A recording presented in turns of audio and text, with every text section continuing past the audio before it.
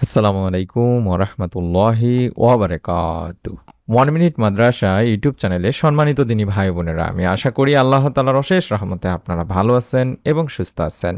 আলহামদুলিল্লাহ। আজ আলোচনা করব সফর মাসের প্রথম সোমবারে আল্লাহ তাআলা নিজেই বলেছেন, যদি কেউ 4 শব্দের একটি ছোট্ট দোয়া কষ্ট করে মাত্র 3 বার পড়ে, আল্লাহ তাআলা তার মনের সমস্ত নেক আশাগুলো পূরণ করেই দেবেন। মনের মধ্যে শতভাগ বিশ্বাস নিয়ে নিয়ত করে আমলটি করলে সফর মাসের প্রথম সোমবারে আল্লাহ তাআলা বান্দার মনের নেক আশা পূরণ করে থাকেন। আশা করছি আপনারাও যদি সম্ভব হয় আমলটি যদি নিয়ত করে করতে পারেন, আল্লাহ তাআলা আশা করি আপনার মনের নেক আশাগুলো পূরণ করে দেবেন এই ছোট্ট আমলের উসিলায়। তাই অনুরোধ করছি ভিডিওটি মনোযোগ দিয়ে সম্পূর্ণ দেখার জন্য। হিজরি বর্ষপঞ্জির দ্বিতীয় মাস এই সফর মাস। পবিত্র কোরআনে আল্লাহ তাআলা বলেন, প্রকৃতপক্ষে আল্লাহর কাছে মাসের সংখ্যা 12টি, যা আল্লাহর কিতাব অনুযায়ী সেই দিন থেকে চালু আছে যেই দিন আল্লাহ তাআলা আকাশমণ্ডল ও পৃথিবী সৃষ্টি করেছিলেন। এর মধ্যে 4টি মাস হলো মর্যাদাপূর্ণ। এটাই দিন এর সহজ সরল দাবি। এটা সূরা তাওবার 36 নম্বর আয়াতে বলা হয়েছে। সফর একটি আরবি শব্দ। এর অর্থ হলো খালি সৈন্য। মহররম মাসে যুদ্ধ বন্ধ থাকায় আরবেরা এই মাসে দলে দলে যুদ্ধে যেত, ফলে তাদের ঘর খালি হয়ে যেত। আর আরবিতে সফরুল মাকান বলতে এমন জায়গা বোঝায় যা মানুষ শূন্য। এজন্য এ মাসের নামকরণ করা হয় সফর মাস। এই সফর মাসে অত্যন্ত ফজিলতপূর্ণ কিছু আমল রয়েছে।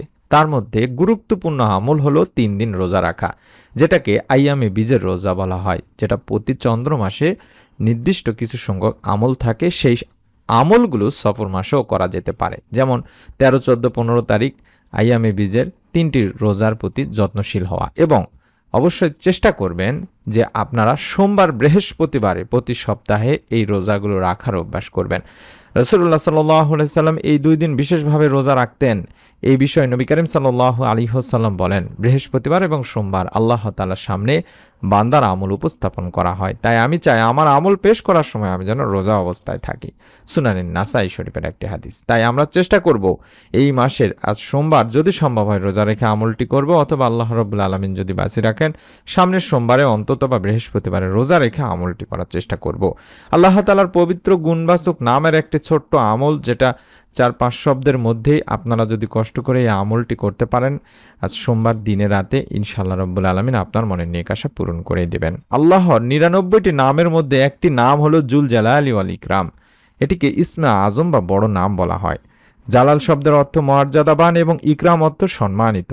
আল্লাহ বড় বা শ্রেষ্ঠত্ব প্রকাশ করতে যেসব নামে ডাকা হয় সেগুলোকেই মূলত ইসমে আজম বলা হয়ে থাকে। আর এই নামের শুরুতে যদি ইয়া যোগ করা হয় তাহলে ইয়া জাল জালালি ওয়াল ইকরাম দাঁড়ায়, যার অর্থ হলো হে মর্যাদাবান ও সম্মানিত। আল্লাহ তাআলার এই নামটি কোরআনুল কারিমে 2 বার এসেছে, সূরা আর রহমানের 27 নম্বরে এবং 78 নম্বর আয়াতে।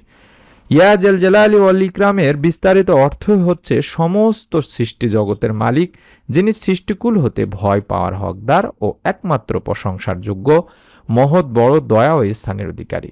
আমরা এই নামটি কম করে হলেও 3 বার পাঠ করব নিয়ম মেনে। ইয়া জাল জালালি ওয়াল ইকরাম, ইয়া জাল জালালি ওয়াল ইকরাম।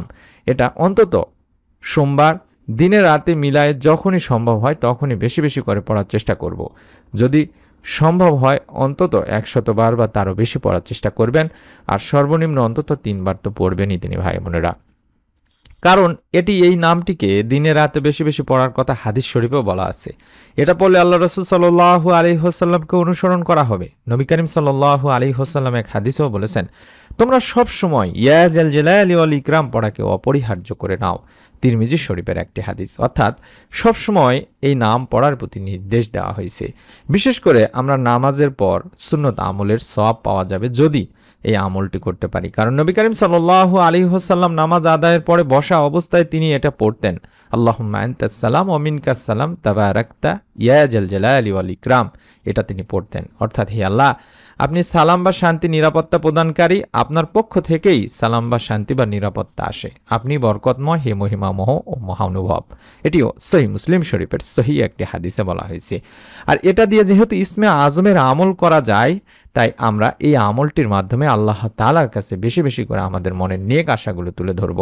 কারণ নবী করিম সাল্লাল্লাহু আলাইহি সাল্লাম বলেন যে এই ইসমে আজমের মাধ্যমে যদি দোয়া করা হয় আল্লাহ তাআলা তার ডাকে সাড়া দেন, তার দোয়া কবুল করেন, যা চায় আল্লাহ তাআলা তাকে সেটা দান করে থাকেন। সুবহানাল্লাহ। তাই মনের নেক আশাগুলো যদি আপনারা যখনই সময় পাবেন অন্তত ইয়া জাল জালালি ওয়াল ইকরাম, ইয়া জাল জালালি ওয়াল ইকরাম কম করে হলেও ৩ বার পাঠ করবেন।